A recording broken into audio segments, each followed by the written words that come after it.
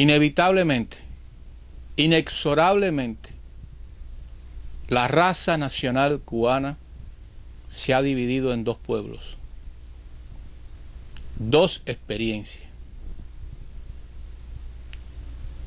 Los cubanos somos un pueblo muy joven, de corta trayectoria, pero por alguna razón de la vida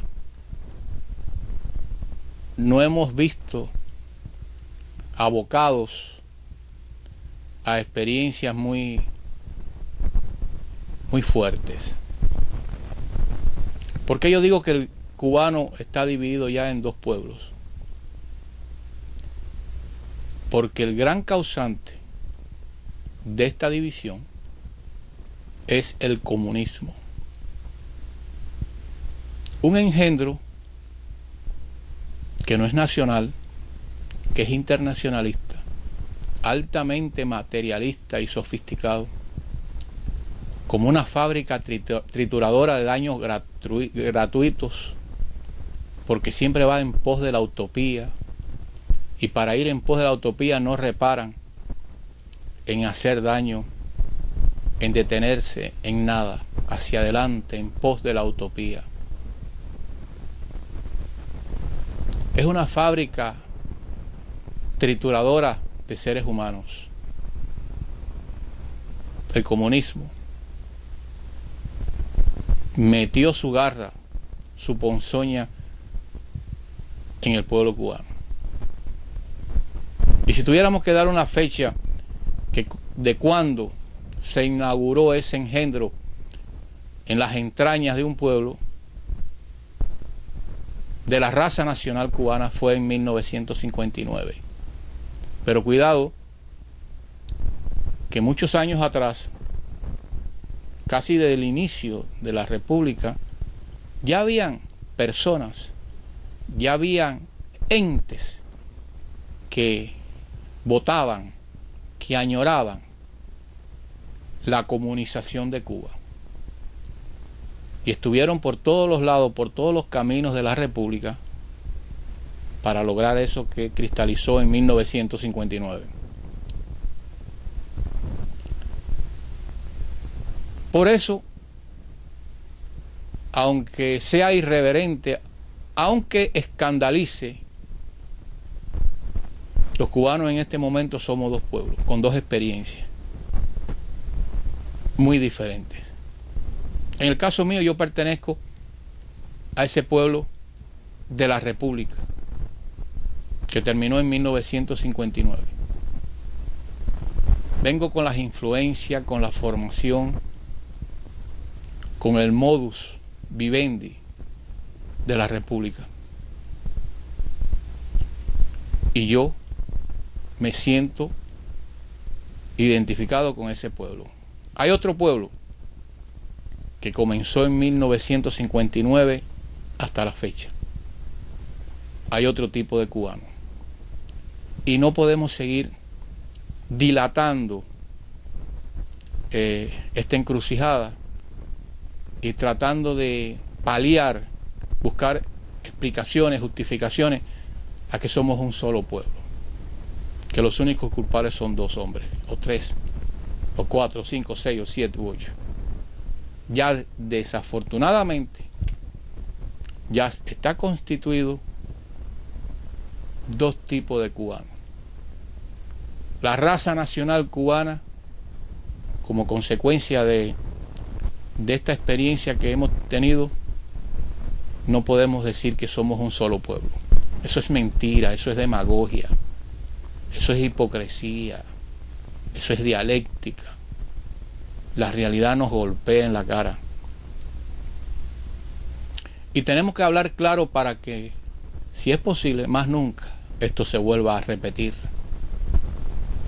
Para que más nunca se vuelva a repetir y que aprendamos de esta terrible experiencia.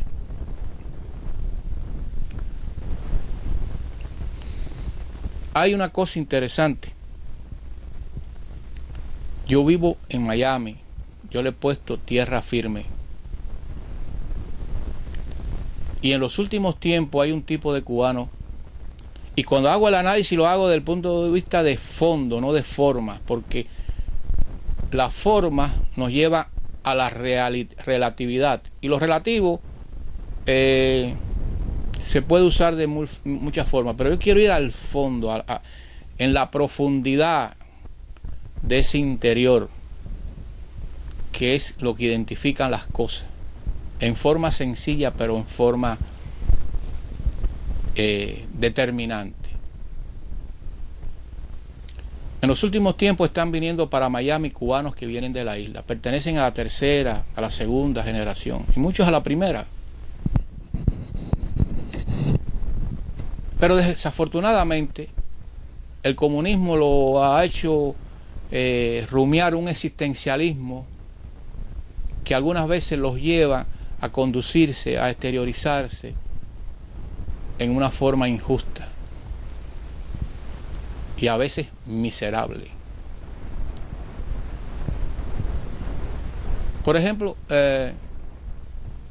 nos ven a nosotros, a lo de la primera jornada, a lo que venimos de la República, que fuimos los primeros que salimos de Cuba, porque nos despojaron, nos golpearon, nos humillaron, nos aprisionaron, nos ejecutaron por aquello de la lucha de clases. Por aquello de la lucha de clases. En el libro de ellos, de los marxistas, de los comunistas, hay un estamento de la sociedad que hay que echarlo a un lado. Algo inservible, como un lastre. Y para la borrachera revolucionaria que llegó en 1959 a Cuba, yo formaba parte de ese lastre, de esa porquería. Y tuvimos que salir de Cuba, unos de una forma, otros de otra. Eran tiempos aquellos que tú no te podías dar el lujo de decir, bueno, me salgo yo, se quedan mis padres que son muy ancianos, exponerlo a ese exilio tan terrible, a ese marchar por los caminos del mundo, los dejo aquí y yo después les resuelvo el problema. Eso es muy fácil. En aquella época había que irse todo el mundo. En aquella época teníamos que, como esta gente que fueron hacia el oeste, aquí en la historia americana, ahí tenía que ir todo el mundo, que no se podía quedar nadie atrás. Y fue una gran prueba. Fue una traumática prueba, aquella de partir todos. Mientras en la isla la borrachera revolucionaria nos hacía sujetos de 1000 calificativos, nos hacían víctimas de 1000 atentados verbales y algunas veces físicos, gusanos, contrarrevolucionarios, psiquitrillados, ciudadanos. Esos que estaban imbuidos de la borrachera revolucionaria, en una forma cobarde, miserable, nos endilgaban aquel pedazo del pueblo cubano que la revolución entendía que no tenían razón de estar allí, que había que desaparecerlo, que había que echarlo a un lado como lastre. Se aprovechaban y se ensañaban. Sin embargo, la realidad nos dice que nosotros somos parte de esa raza nacional cubana, que nunca abandonamos a los nuestros, a pesar de todas las circunstancias adversas que enfrentamos en el largo camino del exilio. Y ahí están los hechos. Pero lo más gráficos, por ejemplo, Camarioca. Camarioca fue cuando cubanos de aquí se montaron en embarcación y fueron a recoger a sus familiares a Cuba. Incluso hubo accidentes, y hubo hundimiento, y hubo muertos, y hubo tragedia. Cuando el Mariel, ¿qué pasó? Lo mismo. Todo el mundo consciente de que era una jugada maestra del régimen de Cuba. Sin embargo, los cubanos fueron a buscar a sus familiares, a sus seres queridos al Mariel, e incluso tuvieron que traer personas que nunca en su vida habían visto. Pero lo de la primera jornada respondieron. Y en 1994 el éxodo hacia Guantánamo. los que estábamos aquí en Miami dimos una demostración, igual que en el Mariel, de solidaridad con los que estaban en desventaja o en desgracia. Y aquí se hizo, en el Mariel, la cantidad de ayuda que se le dio a los que llegaban en todos los aspectos fue increíble por parte del exilio. Y cuando el 94 en Guantánamo, aquí se hicieron manifestaciones, declaraciones, gestiones. Nos rasgamos la vestidura para que finalmente los cubanos que estaban varados en la región mía de Guantánamo vinieran para tierra firme. ¿Cuándo hemos abandonado a los nuestros? No recuerdo. Sin embargo, ¿cómo se nos paga? ¿Cómo se nos paga este otro pueblo cubano que está llegando? Pero más radicalmente insultante es a partir de que Barack Hussein Obama, o vamos a hablar antes, como cuando Clinton, ya fueron creando una atmósfera de flexibilización hacia un régimen terrible, causante de que un pueblo de una raza nacional estuviera dividida en dos pueblos. Empezaron a flexibilizar y empezaron a llegar personas por el bombo, por muchos sitios a tierra firme. Salieron de Cuba. Yo siempre digo que el primer experimento de la contrainteligencia cubana para crear todo ese estado de cosas fue en el propio 70 y pico, cuando la comunidad se le permitió por primera vez que visitaran a Cuba. Y de una forma u otra se crearon las condiciones muy sofisticadas, muy científicas, para que se produjera el éxodo del Mariel y ya iniciar esta etapa de muleros para Cuba, para Cuba, para Cuba, de los familiares, etc. Ahí se inició, ahí fue el génesis de ese para Cuba, que lo tenemos hasta hoy en día. Pero a partir de Clinton y ahora Barack Hussein Obama, está llegando un tipo de cubanos que gran cantidad tuvieron que batir el cobre con el régimen, tuvieron que jugar un papel dentro del régimen, tuvieron que significarse dentro del régimen, tuvieron que identificarse dentro del régimen. Sin embargo, por una razón u otra, se divorciaron, a lo mejor de la boca para afuera, porque yo siempre digo que aunque ese tipo de cubano que está llegando, aunque le encanta la credit card y le encanta el celular y le encanta el aire acondicionado y las calles amplias y limpias de tierra firme, su corazoncito lo tienen allá con el comandante. Muchos lo tienen allá con el comandante y ya lo exteriorizan. Lo vemos, por ejemplo, un individuo ahora que se puso de rojo y fue al Versalles a tomar café con un letrero que decía comunista. Es decir, el intercambio cultural que te vienen los artistas, gracias a Obama y gracias a Clinton, y vienen aquí, actúan gente que se han significado enormemente con el régimen, y en cosas feas como firmar cartas de fusilamiento y pedir la devolución de Lian. Todo ese elemento oficialista del régimen está viniendo a Miami. Viene a Miami, nos desprecian, se burlan de nosotros, regresan a Cuba y glorifican a Punto Cero. Ahí está la evidencia, ahí están las filmaciones nuestras, ahí está lo gráfico, lo escrito. No estamos mintiendo, no estamos mintiendo, esa es la verdad. Ahí comprobamos que ya hay dos pueblos definidos, y el que te diga lo contrario te está mintiendo por alguna razón. Ahora bien, ¿qué nos queda a lo que es identificado como el exilio histórico? Nos quedan muy pocas avenidas por un problema del tiempo, un problema de la edad, un problema de que en este momento estamos en desventaja por muchas razones. Porque la traición al exilio histórico, a tierra firme, viene de muchos lados. Incluso de entre nosotros mismos. Y estamos en una situación bien difícil. Ahora bien, ¿qué hacer? Bueno, pues decirlo a telón, a tela batiente.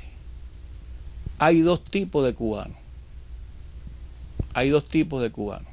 Yo pertenezco a la etapa de la República. Otros pertenecen a la etapa de la Revolución a partir de 1959. Y hay que decirlo. Y hay que lanzárselo a la cara cuando no son respetuosos.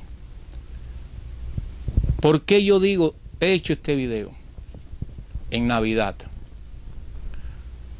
Porque ya esa nueva generación que está llegando, más joven, nos está faltando el respeto por aquello que somos viejos cagalitrosos, que nos quedan tres afeitadas, y cuando nos vayamos para el diablo ellos podrán sentirse a sus anchas. Eso lo exteriorizan, no lo estoy inventando, nos los tiran a la cara, nos los tiran a la cara, nos lo dicen, lo piensan, lo elaboran con una impunidad increíble. Los pueblos grandes veneran a sus mayores. Los pueblos grandes, el acervo que le viene a ellos por sus antecesores, lo tienen como niña bonita. Lo cuidan, lo preservan, lo exponen con respetuosidad.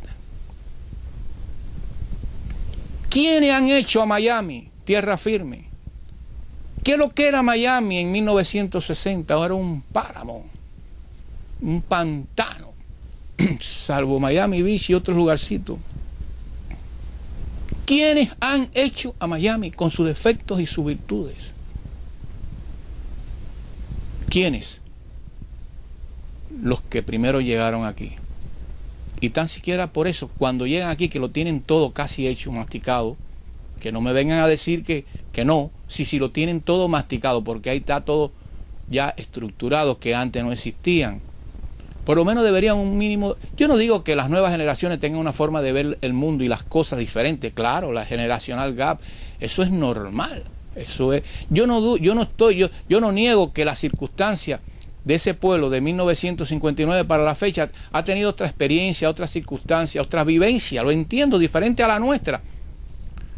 Pero una cosa sí es importante, el respeto. Y en este momento a nosotros se nos está faltando el respeto, no solamente por extraños, sino por propios. Y ahí está la evidencia de todos ellos. Nos tiran constantemente a la cara que no somos nada.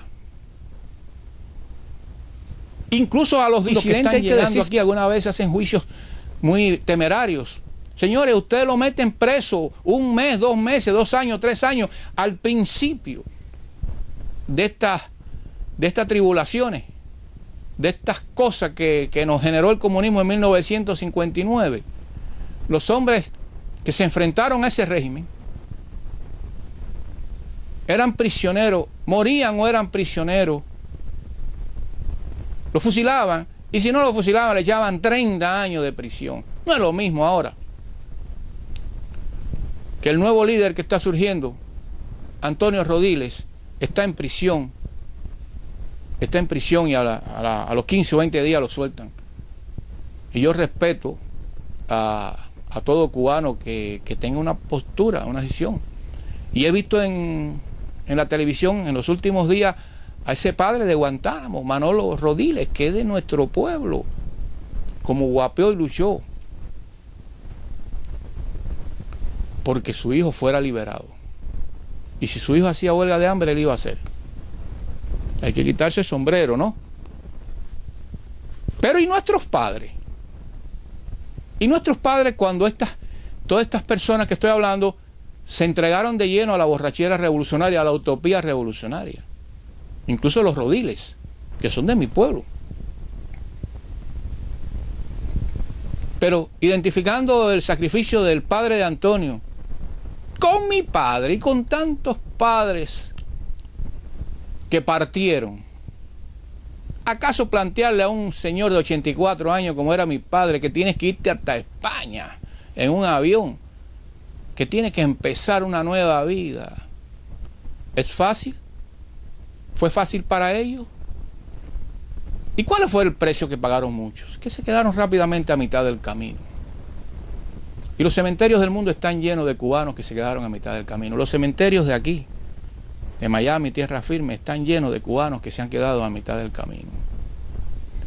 Y eso exige respeto. Eso exige respeto. Y algunos se burlan de todo eso. Y ha llegado el momento de recordárselo, de hablárselo al oído, tirárselo por el frente y hacerle la pregunta: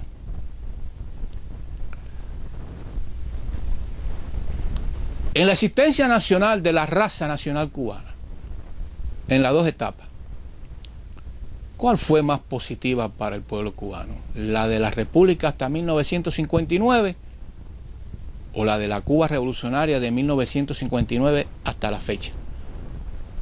Esas dos etapas, ¿cuáles le aportaron cosas más positivas, más importantes, más trascendentes a los cubanos? Y la otra pregunta: los cubanos de la segunda jornada son víctimas del síndrome de Estocolmo o del síndrome de Lemming, de esos roedores que se suicidan. Y digo esto en la forma siguiente: ¿por qué? ¿Cuál es la razón de que dicen que el régimen lo ha acabado a ellos, y cuando están en libertad no queman las naves como la tuvimos que quemar nosotros, que más nunca regresamos al origen, a nuestro país? No, al año y un día regresan